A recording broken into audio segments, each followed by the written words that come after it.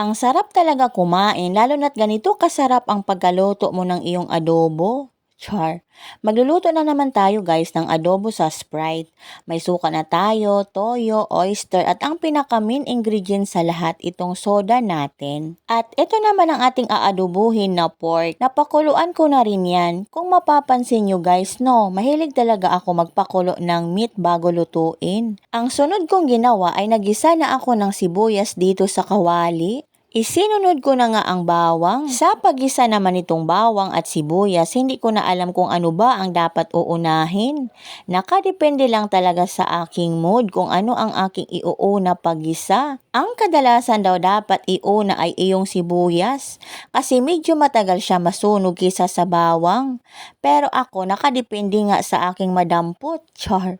Kaya bahala na kayo dyan. Pagkatapos nga ay isinunod ko ng igisa itong pork meat natin. Nilagyan ko na agad ng toyo at pangpalasa.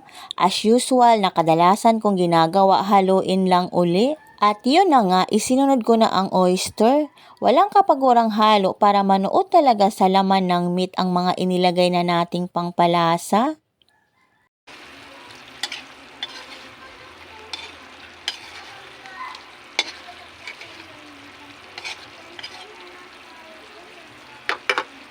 Ang pinakahuli nga natin inilagay ay itong soda. Hayaan muna natin na kumulo siya para ma-absorb sa laman ang tamis ng soda. Nag-isip pa nga ako dyan guys kung iubos ko paglagay ang isang bote. At nakita nga to ni Yosin at baka nga manghingi. Hayaan lang muna natin hanggang sa kumulo na. Sa puntong ito guys, medyo pahinaan mo lang yung apoy. Kailangan mahina lang talaga ang apoy para mas masarap yung kinalabasan ng ating adobo.